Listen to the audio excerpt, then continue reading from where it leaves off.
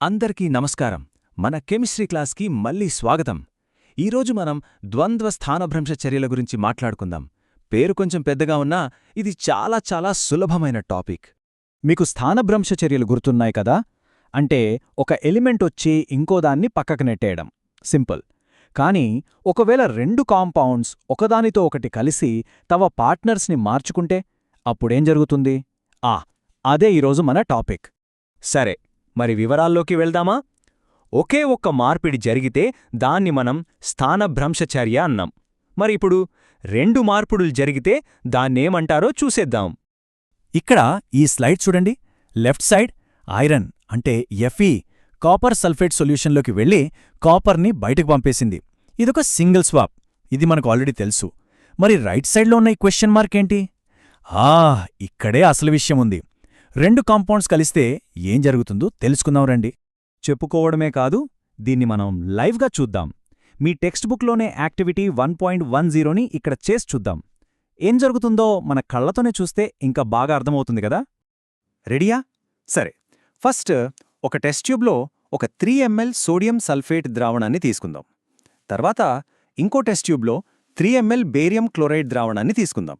ఇక్కడొకటి గమనించాలి, ఈ రెండు కూడా చూడ్డానికి నీళ్లలాగే క్లియర్గా, కలర్లెస్గా ఉంటాయి. ఓకే, ఇప్పుడే అసలైన మ్యాజిక్ మొదలవబోతుంది.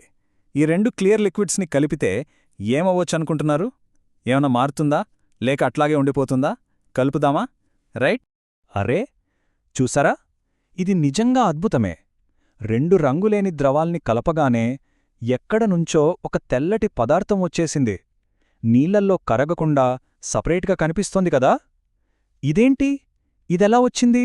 మనం చూసిన ఈ తెల్లటి పదార్థానికి కెమిస్ట్రీలో ఒక స్పెషల్ పేరుంది. ఏంటది?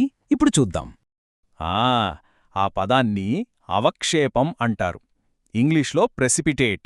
అంటే ఏంటంటే ఒక రసాయన చర్య జరిగినప్పుడు ఆ ద్రావణంలో కరగుకుండా మిగిలిపోయే సాలిడ్ పదార్థమన్నమాట. మనం ఇందాక చూసిన ఆ తెల్లటి పదార్థమే ఈ అవక్షేపం. ఇది చాలా సింపుల్ కదా. ఏ రియాక్షన్లో అయితే ఇలా అవక్షేపం ఏర్పడుతుందో ఆ రియాక్షన్ని అవక్షేపణ చర్య లేదా ప్రెసిపిటేషన్ రియాక్షన్ అంటారు. అంటే మనం ఇప్పుడే ఒక ప్రెసిపిటేషన్ రియాక్షన్ని సక్సెస్ఫుల్గా చేశామన్నమాట. సరే, ఈ తెల్లటి అవక్షేపం ఏర్పడింది బాగుంది, కానీ అసలు ఎందుకు ఏర్పడింది? దాని వెనకున్న కెమిస్ట్రీ ఏంటి? ఆ రహస్యాన్ని ఇప్పుడు ఛేదిద్దాం. ఇదిగోండి, మనం చేసిన ప్రయోగానికి సంబంధించిన పూర్తి రసాయన సమీకరణం ఇదే. సోడియం సల్ఫేట్, బేరియం క్లోరైడ్, ఇవి రెండూ రియాక్ట్ అయి మనకు బేరియం సల్ఫేట్, సోడియం క్లోరైడ్ ఇచ్చాయి. లెఫ్ట్ సైడ్ ఉన్నవి రియాక్టెంట్స్, రైట్ సైడ్ ఉన్నవి ప్రోడక్ట్స్.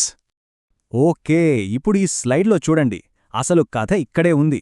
మనకు కనిపించిన ఆ తెల్లటి అవక్షేపం ఉంది గదా, అదే బేరియం సల్ఫేట్, BaSO4. ఇదెలా ఏర్పడిందంటే బేరియం అయాన్లు Ba2+, సల్ఫేట్ అయాన్లు SO4 రెండూ కలిసిపోయాయి. మరి రెండో ప్రోడక్ట్ ఏంటి? సోడియం క్లోరైడ్, అంటే మన కామన్ సాల్ట్. అది నీళ్లలో కరిగిపోయి ఆ సొల్యూషన్లోనే ఉండిపోతుంది.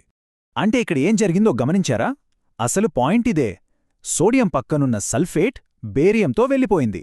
బేరియం పక్కనున్న క్లోరైడ్ సోడియంతో వచ్చేసింది. చూసారా? రెండు కాంపౌండ్స్ తమ పార్ట్నర్స్ని అంటే అయాన్స్ని మార్చుకున్నాయి. ఒకేసారి రెండు మార్పుళ్లు జరిగాయి కాబట్టే దీన్ని ద్వంద్వ స్థానభ్రంశ చర్య లేదా డబుల్ డిస్ప్లేస్మెంట్ రియాక్షన్ అంటారు. సరే, ఇప్పటిదాకా నేర్చుకున్న దాన్ని బట్టి సింగిల్ డిస్ప్లేస్మెంట్కి డబుల్ డిస్ప్లేస్మెంట్కి ఉన్న తేడా ఏంటో ఒక్కసారి క్లియర్గా చూసేద్దాం. అప్పుడు మీకు ఇంకా ఎలాంటి కన్ఫ్యూజన్ ఉండదు. ఈ స్లైడ్ చాలా ఇంపార్టెంట్, బాగా గుర్తుపెట్టుకోండి. స్థానభ్రంశ చర్యలో ఒక ఎలిమెంట్ వచ్చి ఇంకో ఎలిమెంట్ని దాని ప్లేస్ నుంచి పక్కకి నెట్టేస్తుంది, అంతే. కానీ ద్వంద్వస్థానభ్రంశ చర్యలో ఇద్దరూ పార్ట్నర్స్ని మార్చుకుంటారు. అంటే రెండు సమ్మేళనాలు తమ అయాన్లను ఎక్స్చేంజ్ చేసుకుంటాయి. 1 స్వాప్ వర్సెస్ 2 స్వాప్స్. చాలా సింపుల్. ఓకే, ఈరోజు పాఠం నుంచే మనం గుర్తుంచుకోవాల్సిన రెండు మెయిన్ పాయింట్స్ ఏంటంటే, ఒకటి డబుల్ డిస్ప్లేస్మెంట్ రియాక్షన్ అంటే అయాన్ల ఎక్స్చేంజ్. రెండు, ఇలాంటి రియాక్షన్స్లో చాలాసార్లు నీళ్లలో కరగని సాల్ట్స్ అంటే ప్రెసిపిటేట్స్ ఏర్పడతాయి. ముగించే ముందు మీకో చిన్న క్వశ్చన్. మనకు గుర్తుంది గదా, ఇంతకుముందు లెడ్ నైట్రేట్, పొటాషియం అయోడైడ్ సొల్యూషన్స్ని కలిపాం. అప్పుడు కూడా ఒక అవక్షేపం ఏర్పడింది. మరి ఇప్పుడు చెప్పండి, అది కూడా ఒక డబుల్ డిస్ప్లేస్మెంట్ రియాక్షనేనా? ఈరోజు మనం నేర్చుకున్నదాన్ని బట్టి ఆలోచించండి. దీని గురించి మనం నెక్స్ట్ టైం మాట్లాడుకుందాం.